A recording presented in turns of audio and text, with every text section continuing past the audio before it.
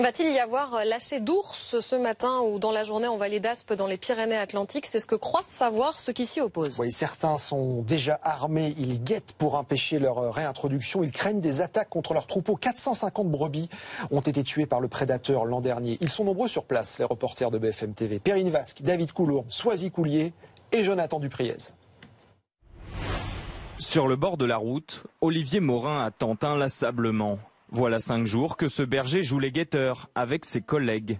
L'idée est de ne pas manquer l'arrivée d'un éventuel convoi avec les ours slovènes. On veille toute la nuit, tous les soirs depuis mardi, et voilà, pour essayer d'empêcher encore ce lâcher ou au moins de pouvoir intervenir le plus rapidement possible dès qu'ils nous auront lâché ces 2 ours. Olivier ne sait ni où ni quand les ours seront relâchés, mais il est prêt à attendre. Ils vont tout faire pour essayer de nous détourner notre attention. Donc voilà, en 2006, ça s'était passé pareil.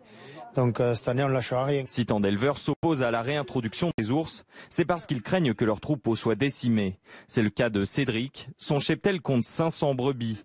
Difficile à gérer. Ce serait, selon lui, bien pire avec la menace des ours. Il va falloir aussi surveiller, être super attentif au moment des repos quand la nuit on est comme tout le monde, on a envie de dormir aussi.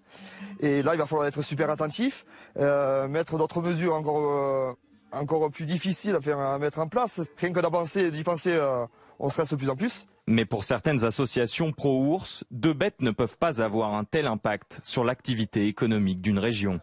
Si leur activité dépendait vraiment pour son existence, de l'existence ou pas de 2 ours, il y a lieu de s'inquiéter, mais pas pour l'ours, pour l'activité elle-même, parce que ça signifierait quand même une vulnérabilité incroyable. Comme en 2006, les éleveurs se disent prêts à prendre les armes pour faire échouer la réintroduction des ours, mais ils se défendent de toute volonté d'abattre les animaux.